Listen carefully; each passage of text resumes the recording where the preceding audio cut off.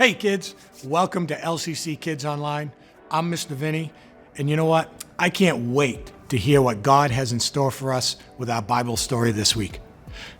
I want you all to enjoy the video, and let's watch and see what He's got for us.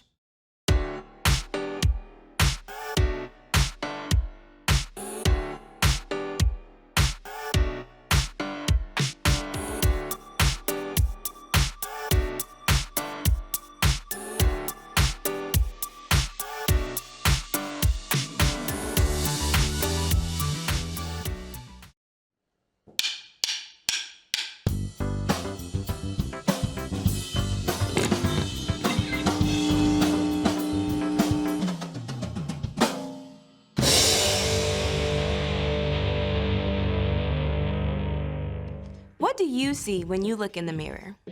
Your best silly face? The school picture day smile? That look you get when mom tells you to get out of bed for school? Whatever you may see in the mirror, something amazing is true. You are a mirror. God made you in His very own image to reflect who He is to the world around you. That's right. When people look at you, they can see a little piece of what God is like. Not the way your mouth is shaped or the color of your eyes, but when you choose to encourage someone, hey, great job today. Others can see God's kindness. When you paint a picture, they catch a glimpse of the God who imagined the whole world. When you help your friend solve an argument, they can see a reflection of the God who made peace with us. The God who thought up the entire universe made you to look like Him. And when you use your imagination, you can show the whole world a little piece of what He's like. That's why creativity is an amazing way to worship God with your life. Because worship is about more than just singing loud. It's all about living loud.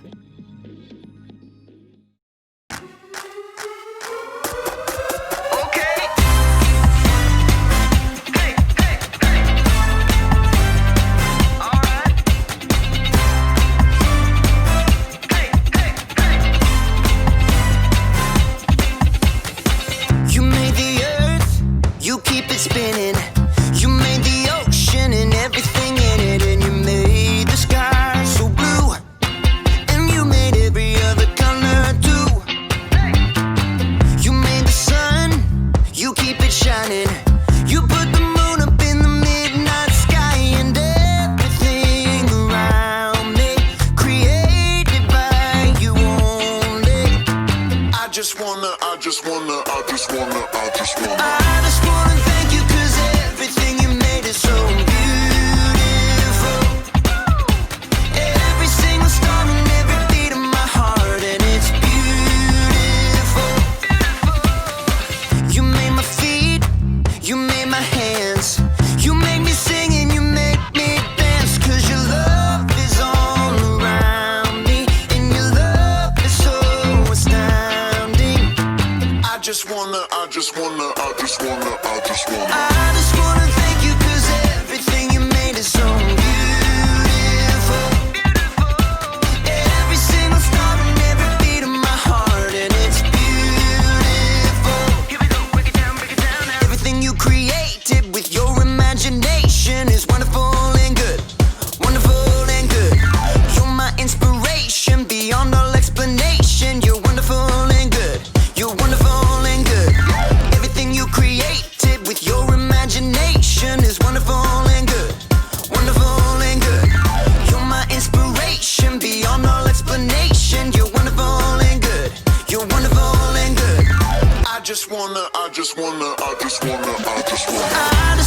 thank you, 'cause everything you made is so beautiful. Every single star and every beat of my heart, and it's beautiful. I just wanna thank you, 'cause everything you made is so beautiful. Every single star and every beat of my heart, and it's beautiful.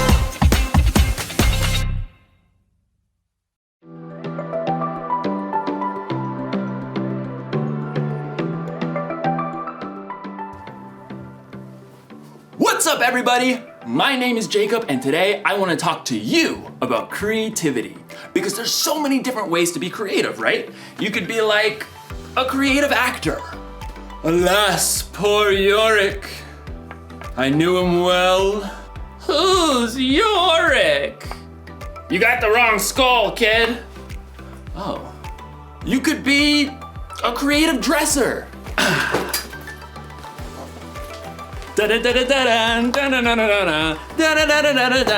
Hey, you could be like a creative, I don't know, scientist? But most of the time when you hear the word creativity, you think of something like this. A work of art. Or maybe you think of something like this. Wonder what's got him so anxious. Oh! Oh! Ugh, ewy. In today's story, you're going to hear about the very best creation of all time. Actually, it's the very first creation of all time. It's where creativity was born. And cockroaches. No, it's good. It's indescribable. See you in a few. The Bible. It's 66 books of history, stories, letters, and poetry that fit together to form God's one big story. The epic adventure of how He created us and loves us so much that He made a way to rescue us. As we travel through the Bible, from Genesis to Revelation, we discover people who met God and found their lives changed forever. Now, for an amazing story. Inspired by the book of Genesis, chapters 1 and 2. In the beginning. The very beginning. Before the first breath. Before the first flash of color. Before the first moment in time. There was nothing. Nothing. Nothing except God. But when God saw nothing, He saw a blank canvas. He saw the perfect backdrop for a work of art beyond imagination. So, God created. From absolutely nothing, He brought forth the heavens and the earth. But there was no shape or form. God's Spirit hovered over the dark emptiness. Then, God called out, "Let there be light." Brilliant light shattered the darkness like golden trumpets on a still morning. Bright rays shimmered and danced in all the hues of the rainbow. God saw the light was good. He divided the light from the dark, calling the light day and the darkness night. Evening and morning together shaped the very first day of all time. Then God said, "Let there be a huge space between the waters. Let it separate water from water." By His words alone, God shifted the waters, leaving a vast arching space above. The sky. Evening and morning rolled past, the second day. God lifted His voice again. "Let the water under the sky be gathered into one place. Let ground appear." Dry land shrugged its way out of the water. Islands and vast continents and gritty deserts and towering mountains. God called the dry ground land, and He called all the gathered waters seas. But God had even bigger plans for this day. "Let the land produce plants, and let there be trees on the land." In moments, tall grasses unfurled across the plains, and giant redwoods shot up from the dirt.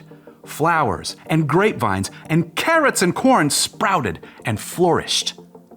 God saw that all of it was good. That evening and morning closed out the third day. "Let there be lights in the huge space of the sky. Let them separate the day from the night." At the sound of God's voice, the blazing sun exploded into being. The silvery moon spun out.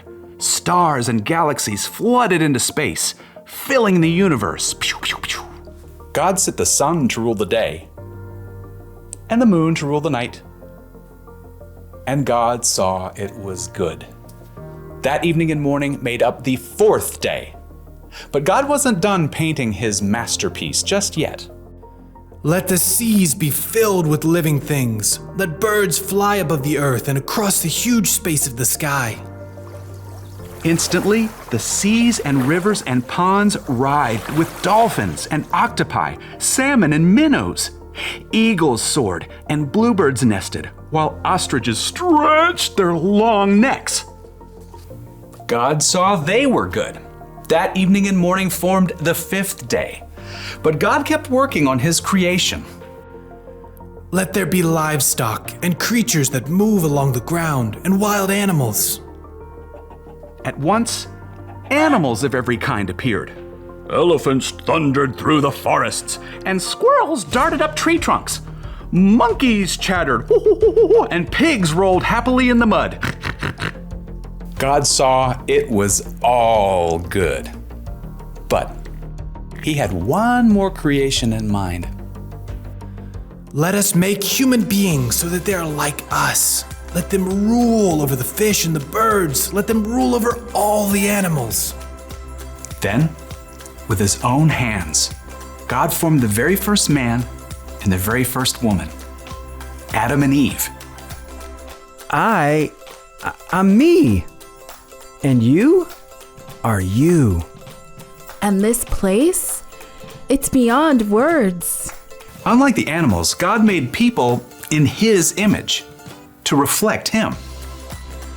Have children and fill the earth. Rule over the fish and the birds and every living creature. I am giving you every plant on the earth for food. God looked over everything he had created and saw that it was very good. That evening and morning were the 6th day. And on the 7th day, God rested. His work was finished. His glorious creation was complete. But because God had formed people in his image, they too could reflect his imagination and creativity. The possibilities ahead of them were endless.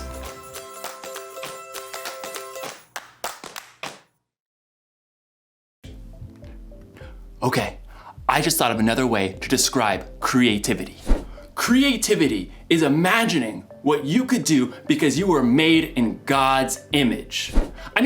God created everything, right? He made the stars and the planets and the mountains and the oceans. He made dogs and cats and elephants and ostriches. But when he made us, it got personal. God made us so that we think and feel and act a tiny bit like him. We are made in his image. So check it. Imagine looking at yourself in a mirror. That's what God is like.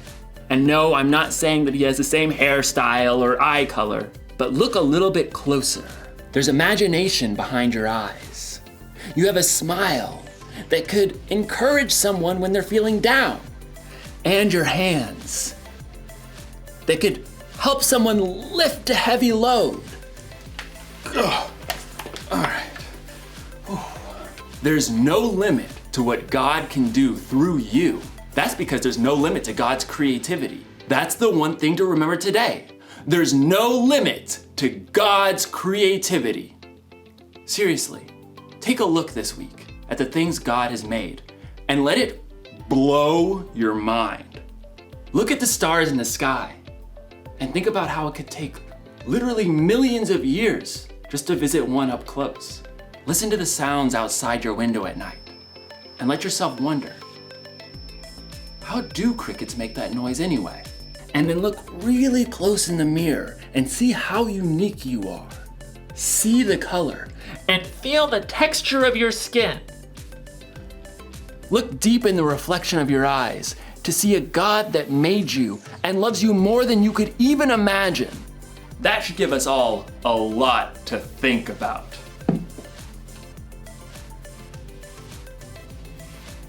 No wonder this guy's a statue. He's thinking about God's creativity. Dude.